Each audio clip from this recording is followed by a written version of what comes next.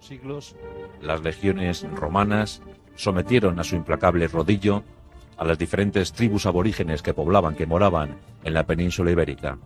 Tras la caída de Numancia, la célebre ciudad de los celtíberos, de los arebacos, en el año 133 a.C., el camino parecía expedito, parecía allanado hacia la conquista total de la península ibérica.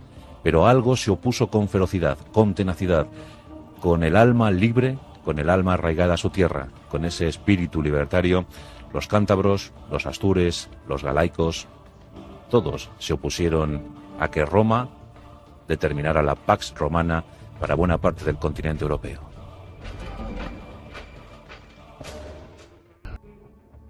Y lo cierto es que tras el fin de las guerras celtíberas y lusitanas, todavía necesitaron un siglo los romanos para aplacar, para doblegar el ánimo de libertad de los pueblos norteños. Esta es la historia de las guerras cántabras.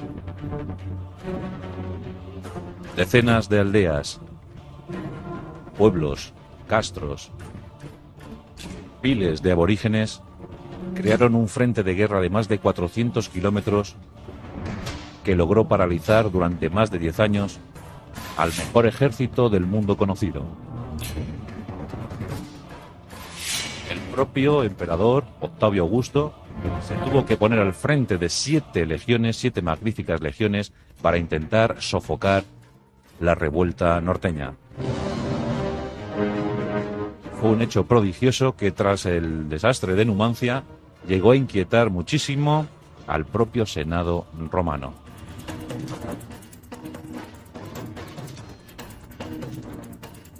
Nos encontramos en el año 29 a.C.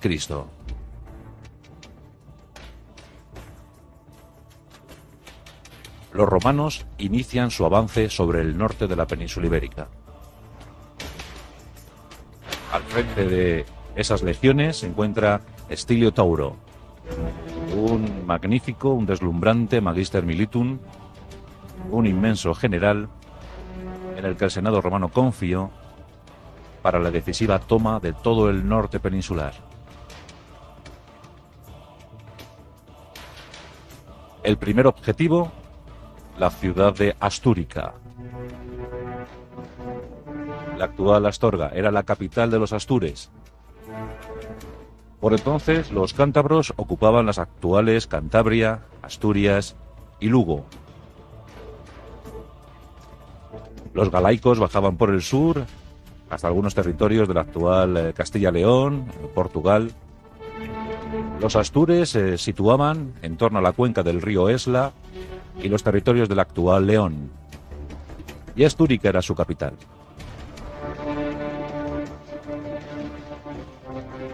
Tauro decidió tomar Astúrica, y no sin esfuerzo, porque la verdad es que los astures brindaron una resistencia heroica.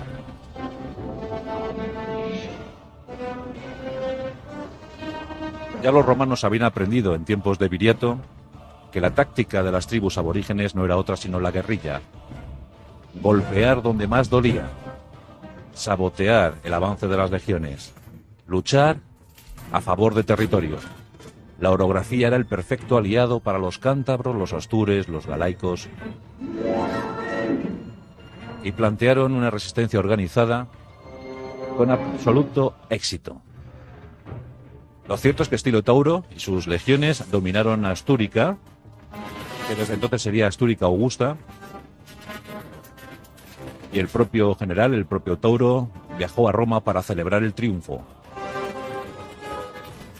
Aunque más pronto que tarde, en Roma, en la eterna capital, se dieron cuenta que aquella victoria no había sido relevante, que simplemente era el principio de una guerra agotadora, que las tribus autóctonas del norte peninsular no se iban a rendir a la primera, como se preveía. En aquella campaña del año 29 a.C., los romanos se enfrentaron a los vacios, a los astures y a los cántabros. Los vacios quedaron fuera de juego, fuera de la guerra, casi de forma y manera inmediata. Pero los astures y los cántabros dijeron no, y quedaron muy bien posicionados ante los invasores romanos. Un grito de libertad se extendió por toda la cornisa cantábrica. Como decíamos antes, 400 kilómetros de frente, 400 kilómetros de línea preparada, diseñada para la guerra. Cada valle, cada castro, cada ciudad, cada pueblo, cada aldea, cada bosque, era un reducto inexpugnable para las legiones romanas. Costaba una enormidad, en cuanto a material y en cuanto a hombres, sacar a los cántabros o a los astures de sus reductos. La lucha iba a ser lenta, y el clima no jugaba en favor de las legiones romanas. Cada invierno era horrible para Roma, porque en las posiciones ocupadas por los legionarios, llegaba la hambruna, llegaban las plagas, llegaban plagas de ratas, por ejemplo, epidemias, enfermedades. La desesperación y sobre todo que el norte peninsular no tenía las infraestructuras del resto de la península. No había calzadas para llegar a los sitios a dominar. Por tanto, los romanos casi se tuvieron que convertir en alpinistas, en senderistas, porque tenían que andar, tenían que moverse por territorios hostiles, en los que una cuadrilla, en los que un grupo reducido de cántabros o de astures podía caer sobre ellos en cualquier momento, preferentemente durante la noche. La situación se empezó a complicar.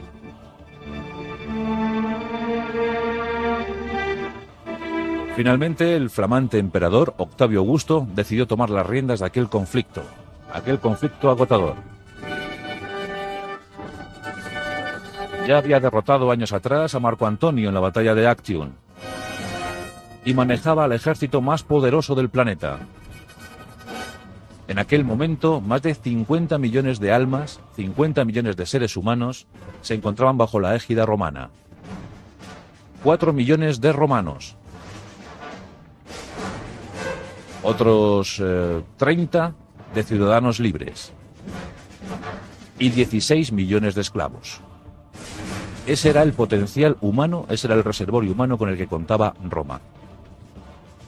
Y legiones, muchas legiones. El mejor momento, el punto álgido para las legiones romanas. Había que conquistar, era obligado conquistar el norte peninsular. Era la principal misión para Roma y sobre todo para su emperador, el Augusto Octavio, el sobrino nieto de Julio César, aquel que diseñó con minuciosidad el futuro imperio. Pues la primera victoria de ese imperio tenía que ser necesariamente la ocupación de las tierras cántabras y astures. Por eso, Octavio desembarcó en la península en ese año 27 a.C. Por eso, tomó posiciones en Tarraco y la convirtió en la capital eventual del Imperio Romano. 2 años estuvo en Tarraco Octavio Augusto. En esos 2 años se levantaron monumentos, se erigieron templos, llegaron embajadas de cualquier confín del imperio. En Tarraco se tomaron decisiones trascendentales, por ejemplo, la propia creación de ese censo poblacional. Octavio tenía mucho interés por saber con qué contaba, cuántos súbditos se arropaban bajo el manto de Roma. Y en esos 2 años, otras tantas campañas. Había que asestar un golpe definitivo a los cántabros y a los astures. Y en consecuencia se ordenó traer la flor y nata del ejército romano. 7 brillantísimas legiones. Veteranos, aguerridos, soldados que se habían curtido en 1000 frentes. 7 legiones integradas por 70.000 hombres. Los propios legionarios más las tropas auxiliares. Las tropas auxiliares se reclutaban en los territorios de guerra. Eran tribus afines a Roma, que habían pactado con Roma y que acompañaban a las legiones como auxiliares en sus contiendas. Por tanto, fijaos el problema que representaban los irreductibles cántabros y astures, que el propio emperador se puso al frente de un ejército de 70.000 hombres, la mejor máquina bélica de la época, para intentar sofocar aquella revuelta. Ya os digo que eran 400 kilómetros de frente abierto, frente de combate. ¿Podrían estos montañeses aguantar el empuje, el ariete de los romanos? Pronto se iba a comprobar, se iba a ver. Había legiones espléndidas como la primera Augusta, la segunda Augusta, la tercera Macedónica, la quinta Laudae, la sexta Vistridis, o por ejemplo la 9ª Hispana, o la 10ª Gémina, la favorita del Julio César. Esas 7 legiones avanzaron con muchísimo esfuerzo, con muchísimos problemas. Ya os digo que no había infraestructura, no había calzadas, pero avanzaron hacia los territorios norteños. Y Octavio al frente de ellos. Octavio era un hombre que tenía una malísima buena salud de hierro. Estaba muy afectado por algunas enfermedades, como por ejemplo una colitis crónica, una colitis instalada en su cuerpo desde que era bien joven, que le impedía actuar con total normalidad. Por eso era muy frecuente que la columna de turno se tuviera que parar para que el emperador fuera a hacer sus necesidades, porque estaba muy acuciado por la urgencia. Pero Octavio también era supersticioso. Y al margen de las dolencias, al margen de las enfermedades, pues se fijaba mucho en lo que ocurría a su alrededor. Y en una de esas marchas, las legiones recibieron el castigo de una tormenta eléctrica. Octavio, que iba en su camilla, en su parihuela, vio con horror cómo un rayo impactaba en uno de los portadores, en uno de los que llevaban esa parihuela. El rayo le destrozó, le fulminó en un segundo. Octavio cayó al suelo y, horrorizado, ordenó regresar para curarse, para reponerse del susto. Fue famosa su estancia en un balneario pirenaico, donde se repuso de todo mal, e incluso ordenó levantar algún monumento conmemorativo. Pero aquello empezaba ya a ser preocupante. Las 7 legiones seguían avanzando hacia el norte, hacia el frente norte, y Octavio desde retaguardia comprobando cómo aquello iba a ser más difícil de lo que él preveía. Aún así, la campaña del año 27 a.C. fue demoledora.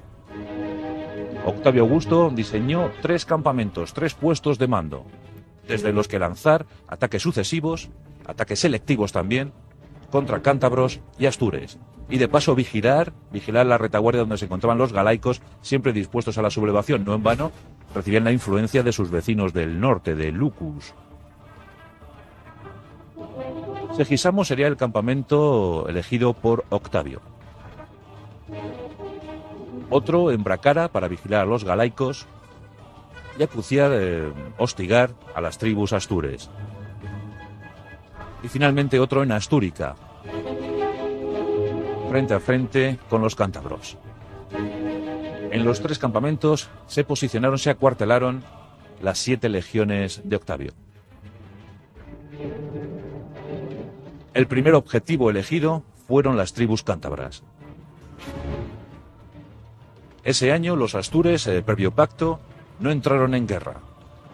Por tanto, los cántabros se quedaron solos ante todo el potencial romano. Y la verdad es que fue devastador.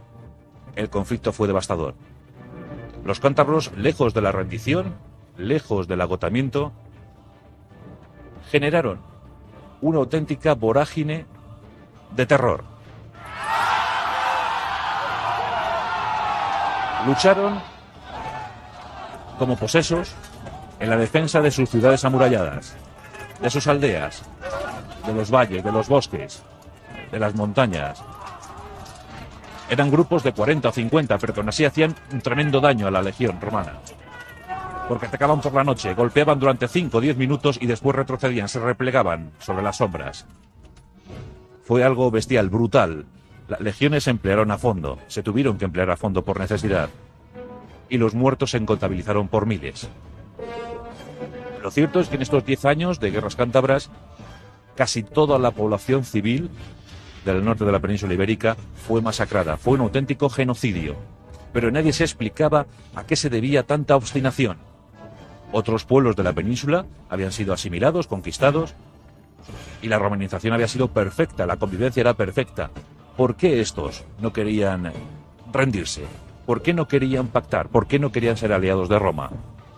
Simplemente porque no querían ser amigos de un extranjero invasor. Ellos habían mantenido su forma de vida, su sistema de vida durante miles de años. Nadie tenía que venir ahora a decirles cómo actuar, cómo ser, cómo hablar. Habían decidido luchar hasta el final, en la defensa de su modus vivendi. Las ciudades cántabras fueron cayendo una a una. Las luchas eran suicidas. Los guerreros cántabros preferían el suicidio antes que la entrega. Los romanos observaron, estupefactos, muchos de sus historiadores nos lo han trasladado así, como incluso las mujeres luchaban en compañía de sus maridos, en compañía de sus parejas. Y luchaban hasta la última consecuencia. Aquella campaña del año 27 terminó con el cruel invierno y las legiones una vez más acantonadas en sus cuarteles. En el año 25 todo parecía acabar. La resistencia parecía menor, parecía inferior. Parecía que por fin ese año se podía dar por zanjada la guerra cántabra, la guerra de los cántabros. Los generales romanos replegaron tropas porque no había nada ya contra lo que atacar, no había nada ya contra lo que ir. Ya os digo que la masacre había sido abrumadora. Vemos en las crónicas de los historiadores cómo muchos guerreros cántabros habían sido crucificados, y en esa crucifixión elevaban cánticos de victoria al cielo. Los romanos pensaban que estaban locos. Pero era una forma de infundir ánimo a los que quedaban, a los supervivientes. De esa manera, crucificados, murieron miles de ellos. Decían las crónicas cómo las madres mataban a sus hijos antes de verles esclavos de los romanos. Y tras esto, ellas mismas se suicidaban. También nos hablaba de padres que pasaban a cuchillo a todo su clan antes de lanzarse al último combate contra las legiones romanas. Era algo horrible, parecía el infierno. Los romanos estaban absolutamente estremecidos. Decían en algunas crónicas que luchaban contra demonios. Les llamaban bárbaros. Claro, supongo que los cántabros o los astures pensaban otra cosa bien distinta de los romanos. Pero fue abrumador, uno de esos episodios trágicos, épicos del mundo antiguo. En el año 25, Octavio Augusto da casi por concluida la guerra cántabra. Pero 5 años después, los norteños se habían repuesto y se sintieron fuertes para bajar de sus montañas y volver a luchar contra los romanos. Muchas poblaciones del norte habían sido ya asimiladas, incluso se las había recluido en valles controlados por fortificaciones romanas para evitar futuros levantamientos, pero aún así quedaban supervivientes dispuestos a empuñar las armas para luchar contra Roma. Aquí hay que hablar de Corocota, el mítico guerrillero cántabro. Corocota era un tipo indomable. Era uno de esos espíritus inquebrantables que poblaban, que moraban los valles cántabros y astures. Con un puñado de leales, planteó una resistencia sin igual a las legiones romanas. En esta estancia de Octavio Augusto en la zona, se llegó incluso a poner precio a la cabeza de Corocota. 250.000 denarios, que era una millonada para aquel tiempo. 250.000 denarios. El líder tribal Corocota, se enteró que había una recompensa por su vida y en un gesto de osadía, bravuconería, llamadlo como queráis, se plantó en Segisamo ante el propio Octavio Augusto. Los centinelas no daban crédito a lo que estaban viendo. El enemigo público número 1 de Roma por aquel tiempo, por aquel momento, se presentaba dispuesto a pedir la recompensa por su cabeza. Le condujeron hacia las estancias donde se encontraba Octavio Augusto. El emperador se quedó un poco extrañado al ver a aquel líder perfectamente preparado para recibir su recompensa a cambio de su propia vida. Octavio, en un gesto típico de los augustos, optó por la ironía, entregó a Corocota los 250.000 denarios y le dejó ir en paz. Corocota no vivió mucho tiempo más, Murió en una refriega, como casi todos sus leales, como casi todos sus hombres. Y lo habitual, siempre que un grupo de estos cántabros se enfrentaba a una legión, a una cohorte o a una centuria romana, el resultado era siempre luchar hasta el último hombre, hasta la última gota de sangre. Ya os digo que era agotador. No se rendían jamás. No había prisioneros. Era una guerra sin cuartel. Era el genocidio de todo un pueblo. Porque este pueblo lo había elegido así. En el año 19 a.C., Octavio Augusto, muy harto ya con lo que estaba ocurriendo en las tierras cántabras, ordena una expedición punitiva contra el norte de la península ibérica. Será una guerra definitiva, una guerra total. La victoria será para Roma. No habrá otra opción. Le encargó esa difícil tarea a su mejor general, a Marco Agripa. Marco Agripa era tan eficaz como sanguinario.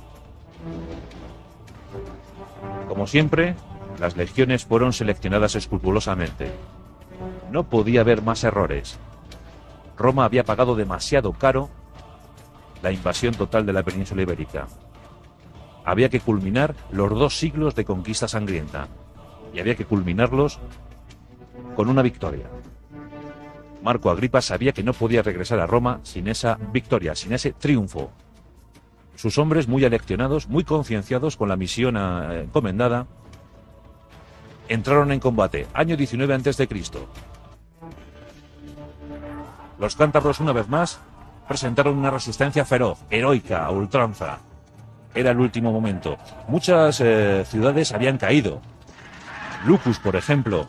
En Lucus se produjo una masacre. La actual Lugo, posteriormente conocida como Lucus Augusta, había sido una masacre abrumadora, donde habían fallecido miles de personas, mujeres, niños, ancianos, guerreros.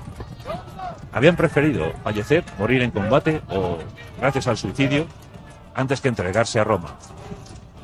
Virgidum era otra ciudad también que pasa a la historia como Numancia. Hay muchos casos como el de Numancia en la historia. El de Numancia es el más espectacular, el más sonoro, pero ahí están Calagurris, Virgidum, Lucus, Amaya. Muchas ciudades cayeron de igual manera como lo hizo Numancia.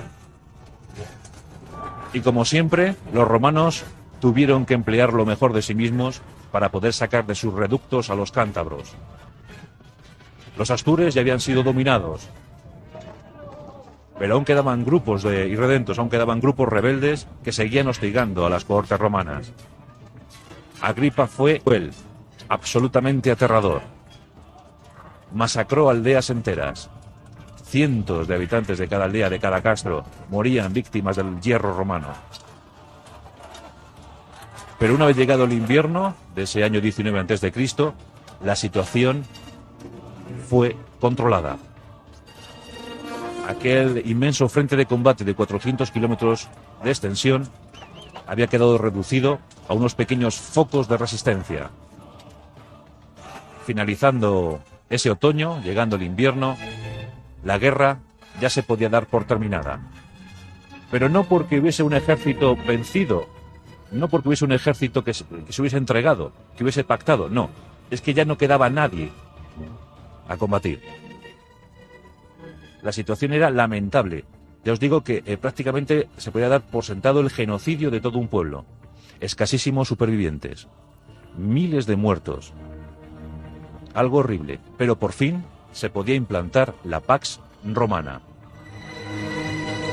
Así declaraba la paz Roma, después de haber pasado a cuchillo a todos sus enemigos. Siempre, como decían los Magister Militum, siempre en la defensa de Roma. Guerreros crucificados, madres asesinando a sus hijos antes de verles esclavos, padres masacrando a su clan al completo antes de entregarse a la lucha final. Los historiadores hablaron, elogiaron el comportamiento heroico del pueblo cántabro y del pueblo astur. Fue una de las guerras más infernales de toda la historia. Pero queda patente el espíritu de libertad, el amor a la tierra de aquellos cántabros, de aquellos astures inmortales. Hicieron lo que consideraron que tenían que hacer. Y finalmente Roma, tras 200 años de guerra en la península ibérica, podía darse un pequeño respiro. Lo que llegó a continuación, pues a Pax Romana y el tiempo imperial, la época imperial. Una época gozosa, donde la hibridación dio muchas alegrías tanto a unos como a otros. Hispania aportó no solo combatientes, sino también emperadores, intelectuales y muchísima materia prima. Y Roma aportó su derecho, su sentido de urbanidad, su idioma, su visión su visión sobre la vida. En el año 409, en el otoño del año 409 después de Cristo, 4 siglos después de las últimas guerras cántabras, suevos, vándalos, alanos y posteriormente visigodos ocupaban Hispania. Pero esa es otra aventura.